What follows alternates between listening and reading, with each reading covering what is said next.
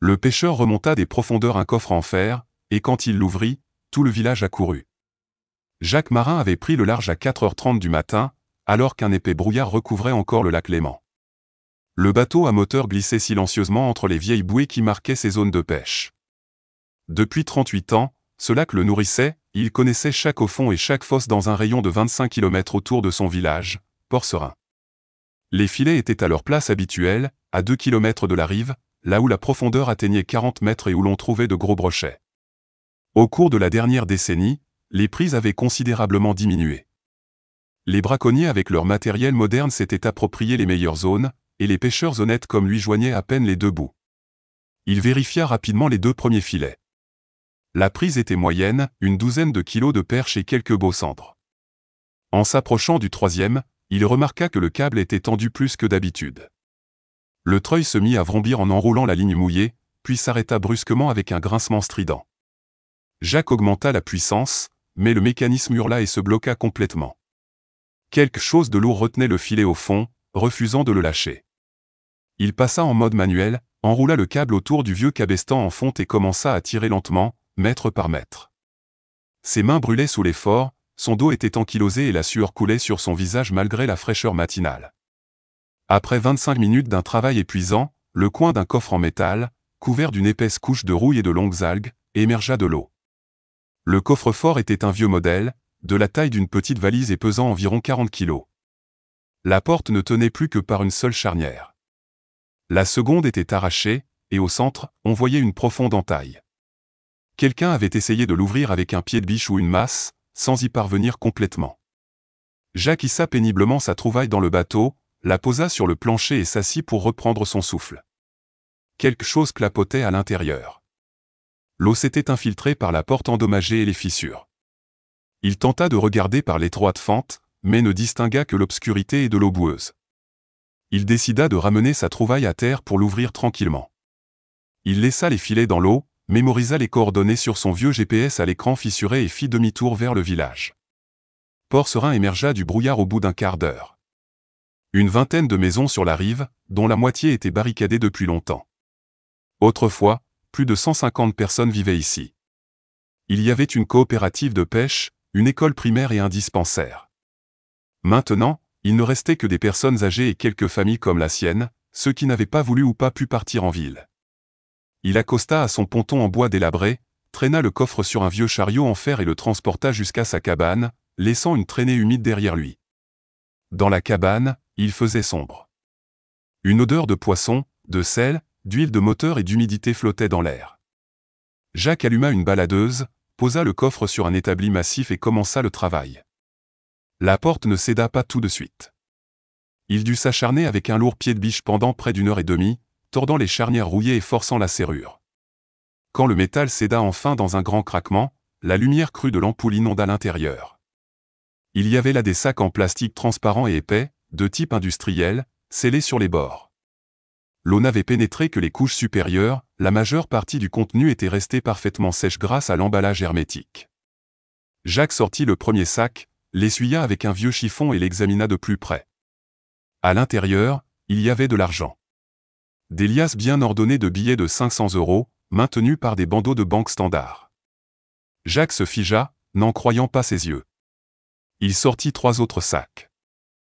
Partout, la même chose. Les billets semblaient neufs. Ses mains se mirent à trembler. Il commença à sortir méthodiquement les sacs un par un, les alignant sur l'établi. Il y en avait 25 au total, chacun contenant entre 40 et 50 liasses. Un calcul rapide et approximatif lui donna le vertige, environ 3 millions d'euros. Au fond du coffre, sous le dernier sac, il y avait autre chose, une carte d'identité française trempée, dans une pochette en plastique zippé. Jacques la sortit délicatement et l'ouvrit. Un homme d'une cinquantaine d'années, avec un menton lourd, une calvitie prononcée et des yeux gris et froids, le regardait depuis la photo ternie par l'humidité. Nom, Alain Lefebvre. Domicile, Lyon, quartier de la Croix-Rousse. Jacques prit en photo la carte d'identité avec son vieux téléphone, puis quelques liasses de billets pour la postérité. Il rangea soigneusement le tout dans les sacs, ferma la cabane à double tour et rentra chez lui. Il devait réfléchir à ce qu'il allait faire de tout ça et, surtout, découvrir qui était ce Lefebvre et pourquoi son argent se trouvait au fond du lac Léman. Assis devant son vieil ordinateur à l'écran jauni, il regarda la page se charger lentement. L'Internet du village passait par une antenne satellite installée sur son toit 4 ans plus tôt. Le débit était misérable, mais suffisant pour une simple recherche. Il tapa dans le moteur de recherche « Alain Lefebvre Lyon ». Les résultats apparurent après quelques longues secondes. Le tout premier lien le fit sursauter. L'article, datant de 6 ans, titrait « L'homme d'affaires lyonnais Alain Lefebvre a disparu dans des circonstances mystérieuses ». Jacques ouvrit l'article et commença à lire attentivement. Lefebvre possédait plusieurs grandes entreprises de construction à Lyon et était un promoteur immobilier influent, avec de solides relations à la mairie. 6 ans plus tôt, à l'été 2019, il était parti pêcher sur le lac Léman et n'était jamais rentré. Sa voiture de luxe avait été retrouvée abandonnée sur la rive, à 60 km au nord du village. Son bateau était également à sa place, amarré. Lefebvre, lui, s'était comme volatilisé. Les recherches avaient duré 2 semaines. La gendarmerie locale avait mobilisé tous les pêcheurs. Les plongeurs avaient sondé le fond dans un rayon de plusieurs kilomètres, mais le corps n'avait jamais été retrouvé. 1 an plus tard, à la demande de sa famille, le tribunal l'avait officiellement déclaré décédé. D'autres articles mentionnaient que, peu avant sa disparition, Lefebvre avait eu de sérieux conflits avec des partenaires commerciaux au sujet d'une grosse somme d'argent qu'il aurait détournée. On parlait de dettes envers des personnes influentes du milieu criminel, mais aucun n'en était cité. La police envisageait 2 pistes principales, un meurtre maquillé ou un accident. L'enquête s'était enlisée au bout de 6 mois et l'affaire avait été classée. Maintenant, tout devenait clair. Lefebvre ne s'était pas simplement noyé. Soit on s'était débarrassé de lui et on l'avait coulé avec son argent, soit il avait méticuleusement mis en scène sa propre mort et caché son capital au fond de l'eau, avec l'intention de revenir le chercher plus tard. Jacques imprima une photo de Lefebvre trouvée sur Internet. C'était bien le même homme que sur la carte d'identité. Il retourna à la cabane et recompta les sacs. 3 millions d'euros. Une somme énorme, qui pourrait nourrir tout le village pendant des années, réparer toutes les maisons, refaire les routes, acheter un groupe électrogène, ouvrir un magasin et même un petit hôtel pour les rares touristes. Mais c'était l'argent de quelqu'un d'autre, probablement de l'argent sale, peut-être taché de sang. Il prit un billet de 500 €, l'approcha de la lumière et l'examina. Il avait l'air parfaitement authentique.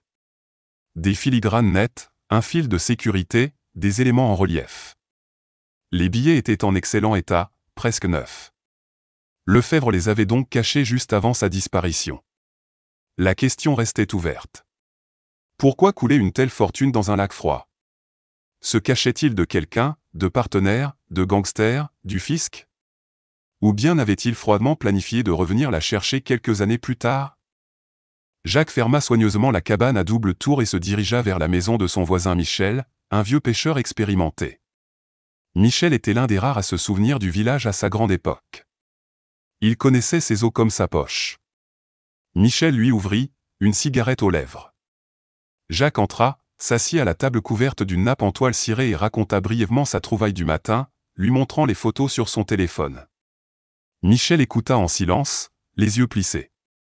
Il se souvenait bien de cette histoire. La police avait passé une semaine au village à interroger tout le monde. Les plongeurs avaient ratissé la rive sud, mais ils étaient repartis bredouille. L'affaire avait été classée. Michel lui conseilla de ne pas toucher à cet argent. C'était dangereux. Les gens tuaient pour de telles sommes. Le mieux était d'aller voir la gendarmerie. Mais Jacques savait que s'il remettait l'argent aux autorités, il disparaîtrait dans les méandres de l'administration. Le village, lui, n'en verrait jamais la couleur et continuerait de mourir à petit feu. Le soir même, tout le village était au courant. Jacques avait demandé à Michel de garder le secret, mais le vieil homme n'avait pas pu s'empêcher d'en parler à sa femme, Thérèse. Celle-ci avait aussitôt appelé une amie, et la nouvelle s'était répandue comme une traînée de poudre. La vingtaine d'adultes qui restaient formaient une sorte de grande famille où les secrets étaient rares. Les voisins commencèrent à arriver chez Jacques. D'abord un par un, puis par familles entières. Tous voulaient entendre l'histoire de sa bouche et voir de leurs propres yeux le légendaire coffre-fort. Valère le mécanicien, Serge et sa femme, puis Lydia, l'ancienne institutrice, le vieux Gaston, les sœurs Hélène et Marine, et enfin Victor l'électricien et sa famille. Jacques ouvrit grand la porte de la cabane. Les gens s'attroupèrent autour de l'établi, regardant les sacs d'argent les yeux écarquillés. Lydia, la plus instruite, fut la première à parler. Elle pensait qu'il fallait remettre l'argent à la gendarmerie, sinon ils auraient de sérieux problèmes. Valère le mécanicien la contredit vivement. La gendarmerie? L'État? Ils nous ont oubliés depuis longtemps. Si tu leur donnes l'argent, le village n'aura pas un centime. Avec 3 millions, on peut tout reconstruire. Serge, qui travaillait par intermittence sur des chantiers loin du village, était entièrement d'accord. Sans un investissement sérieux, le village était condamné. Un débat houleux s'engagea. Le vieux Gaston rappela l'histoire d'un village voisin qui s'était éteint en 10 ans. Victor calcula à voix haute tout ce qu'on pourrait acheter, un groupe électrogène, des panneaux solaires, une connexion Internet pour tous, un nouveau bateau pour la communauté. Ils discutèrent jusque tard dans la nuit. Jacques écoutait attentivement, mais la décision finale lui revenait. C'était son filet qui avait remonté le coffre. Il demanda à tout le monde de rentrer chez soi et de ne rien dire jusqu'au lendemain matin, heure à laquelle il prendrait sa décision. Tard dans la nuit, alors que Jacques, assis dans sa cuisine, réfléchissait, il entendit le bruit d'un moteur. Un SUV noir aux plaques de Lyon était garé devant son portail. Un homme en sortit et se dirigea vers la maison d'un pas assuré. Jacques sortit sur le perron, une lampe de poche à la main. L'inconnu s'approcha. La lumière éclaira un visage familier, menton lourd, calvitie, yeux gris et froids. C'était l'homme de la carte d'identité. Alain Lefebvre, dit-il d'une voix calme. L'homme officiellement déclaré mort depuis 6 ans se tenait devant lui, bien vivant. Lefebvre entra sans y être invité, s'assit à la table et commença à expliquer. 6 ans plus tôt, il devait une très grosse somme d'argent à des gens très dangereux de Lyon. Ses partenaires l'avaient accusé à tort d'avoir détourné des fonds. Ils lui réclamaient 3 millions d'euros et menaçaient sa famille. Sa seule issue était de disparaître. Il avait soigneusement préparé sa fuite, envoyé sa famille à l'étranger, rassemblé tout l'argent liquide qu'il pouvait, l'avait emballé, coulé, puis avait mis en scène sa propre mort. Il avait vécu 6 ans en Suisse avec de faux papiers, attendant que les choses se tassent. Il prévoyait de revenir dans une dizaine d'années pour récupérer son argent. Mais il y a quelques jours, un ami pêcheur d'un village voisin avait entendu des rumeurs sur la découverte d'un coffre et l'avait prévenu. Maintenant, il était là et exigeait qu'on lui rende son argent. Jacques demanda ce que le village y gagnerait. Lefebvre proposa un marché, il déplacerait l'argent dans un endroit plus sûr, attendrait 1 an que tout se calme, puis partagerait la somme en 2. 1,5 million pour Jacques, pour son silence et son aide. Jacques demanda du temps pour réfléchir. Lefebvre accepta, mais le prévint, les gangsters à qui je dois de l'argent pourraient apprendre la nouvelle. Ils ont des yeux et des oreilles partout. S'ils viennent au village, ce sera très dangereux pour tout le monde. Le lendemain matin, Jacques accepta l'offre. Il n'y avait pas vraiment d'alternative. À 2, ils transportèrent le lourd coffre dans le SUV de Lefebvre. Ce dernier dit qu'il connaissait un bon endroit dans la forêt, à 20 km de là, une vieille cabane de chasse abandonnée. Ils cachèrent le coffre sous le plancher de la cabane délabrée. Sur le chemin du retour, Lefebvre le mit en garde contre les bandits, le boulanger, le rouillé et le borgne. Une vieille équipe qui sévissait depuis 25 ans. Il les connaissait bien, disait-il, pour avoir travaillé avec eux dans les années 90 avant de passer du côté légal. Lefebvre déposa Jacques chez lui, disant qu'il logeait dans un hôtel de la ville voisine sous un faux nom. Jacques se sentait de plus en plus mal à l'aise. L'histoire de Lefebvre était trop lisse, trop bien rodée. La nuit, il mentit à Michel en lui disant qu'il avait remis le coffre à la gendarmerie. Les bandits arrivèrent 2 jours plus tard. 3 SUV noirs se garèrent au milieu de l'unique rue du village. 6 hommes costauds en sortirent.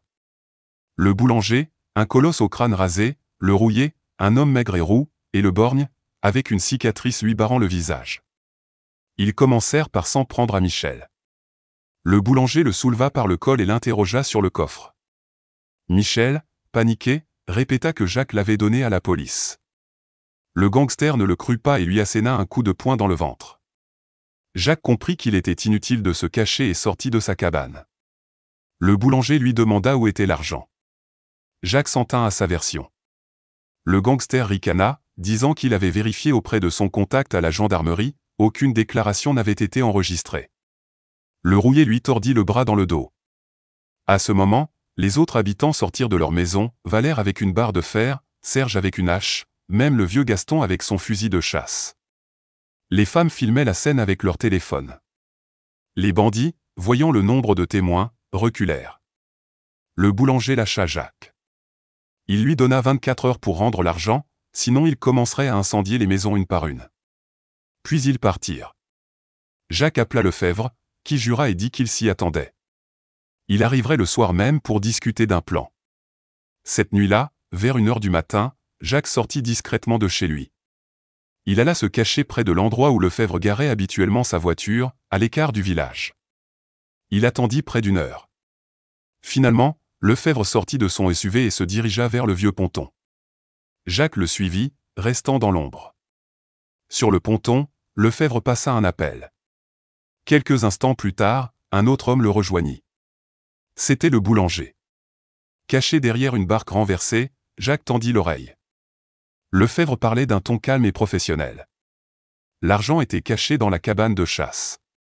Il fallait attendre encore un jour ou deux, laisser Jacques se sentir en sécurité, puis y aller tous les trois, récupérer l'argent et se débarrasser de Jacques, le témoin. Ils partageraient la somme en deux, 1,5 million pour Lefebvre, 1,5 million pour les bandits. Le sang de Jacques se glaça. Toute l'histoire de Lefebvre était un mensonge. Il travaillait avec les bandits depuis le début. Jacques n'était qu'un pion dans leur jeu. Il rentra chez lui avant l'aube, le cœur battant. Il devait agir vite, les prendre de vitesse. Le lendemain, après avoir rassuré Lefebvre au téléphone, Jacques prit sa vieille camionnette Renault, une pelle et une corde. Il se rendit à la cabane de chasse et déterra le coffre. Le poids était le même, les sacs d'argent étaient là. Il le chargea à l'arrière et réfléchit. Le ramener au village était trop risqué. Il se souvint alors d'une petite île inhabitée à 20 km au large, où se trouvait une grotte qu'il connaissait. Un endroit parfait. Il déposa le coffre dans son bateau, le dissimula sous des filets, et attendit la nuit. À 23 heures, il mit le moteur en marche et prit le large. 2 heures plus tard, il atteignit l'île. Hisser le lourd coffre sur les rochers, puis le traîner sur 250 mètres jusqu'à la grotte fut une épreuve surhumaine. Il cacha le coffre au fond de la cavité, emmasqua l'entrée et retourna au village, épuisé mais désormais maître du jeu. Il se réveilla à midi avec une pensée lancinante. La veille, en traînant le coffre, un sac s'était déchiré et quelques billets étaient tombés. Il les avait ramassés et mis dans sa poche. Il les sortit de sa veste. À la lumière du jour, quelque chose clochait. Il prit un vrai billet de son portefeuille pour comparer. Puis il vit le détail fatal. Les 3 billets du coffre avaient exactement le même numéro de série. Le cœur de Jacques s'arrêta. Il prit une loupe. Les filigranes étaient floues, le fil de sécurité terne. Il fit une recherche sur Internet sur les signes de faux billets. Tout correspondait. L'argent était faux. Une contrefaçon de haute qualité, mais une contrefaçon quand même. Les 3 millions pour lesquels il risquait sa vie n'étaient que du papier. Il comprit alors toute l'histoire.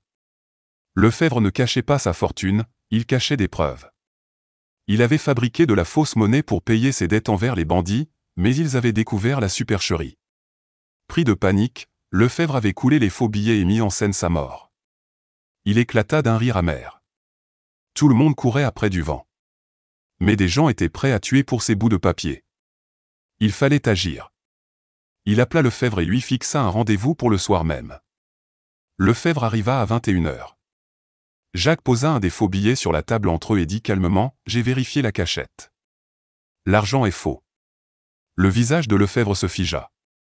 Après un long silence, il avoua. Oui, les billets étaient faux. Il les avait imprimés 6 ans plus tôt pour arnaquer les bandits. Mais leur expert avait décelé la fraude. Lefebvre avait dû fuir en abandonnant les preuves. Il n'avait jamais eu de vrai million. Il était revenu en pensant que Jacques avait peut-être trouvé un autre trésor. En voyant sa propre carte d'identité, il avait compris et improvisé ce plan avec les gangsters, espérant s'enfuir avec les faux billets et les laisser se débrouiller. Le plan était bon, dit Jacques, mais il a échoué. L'argent n'est plus dans la cabane de chasse. Je l'ai déplacé. C'est moi qui fixe les règles maintenant. Il lui proposa un marché, ils allaient ensemble à la gendarmerie. Lefebvre se rendait, racontait tout sur les faux-monnayeurs et les bandits, et bénéficierait d'une peine réduite pour sa coopération. Lefebvre, acculé, accepta. 1 heure plus tard, La police était là. Lefebvre fut arrêté. Le lendemain matin, Jacques fit sa déposition, puis emmena les experts de la police scientifique sur l'île. Ils confirmèrent que les 3 millions d'euros étaient bien des faux. Il restait le problème des bandits. La police décida de leur tendre un piège. Jacques appela le boulanger et lui proposa de lui remettre l'argent en échange d'une récompense de 50 000 euros. Rendez-vous fut pris pour le soir même, sur le vieux ponton. Des hommes du GIGN se cachèrent dans les maisons abandonnées du village. Lorsque les 3 SUV arrivèrent et que les 6 bandits sortirent, ils furent cueillis sans un coup de feu. Le procès eut lieu 8 mois plus tard. Lefebvre fut condamné à 15 ans de prison. Le boulanger et ses complices prirent entre 10 et 15 ans. Les faux billets furent solennellement incinérés. Jacques ne reçut aucune récompense. Le village retourna à sa routine. Mais 3 mois après le procès, les journalistes commencèrent à arriver. L'histoire de l'honnête pêcheur qui avait trouvé 3 millions d'euros en faux billets et démantelé un réseau criminel fascinait le pays. Les articles parurent dans les grands journaux nationaux. Puis les touristes affluèrent.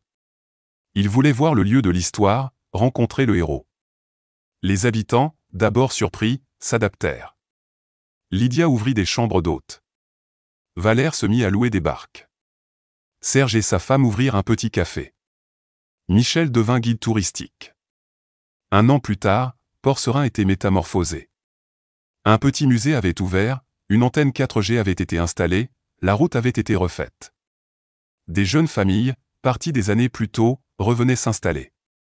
Un soir d'automne, 1 an après sa découverte, Jacques se tenait sur le ponton. Les 3 millions d'euros n'avaient pas apporté la richesse, mais ils avaient déclenché une chaîne d'événements qui avait sauvé le village. L'histoire avait attiré l'attention, puis les gens, le tourisme et, finalement, de l'argent, du vrai cette fois. Michel le rejoignit. Alors, Jacques, tu regrettes de ne pas avoir gardé l'argent? Jacques sourit en secouant la tête. Non, je ne regrette rien. Les faux billets n'auraient apporté que des problèmes. L'honnêteté, elle, avait ramené quelque chose de bien plus précieux, la vie au village.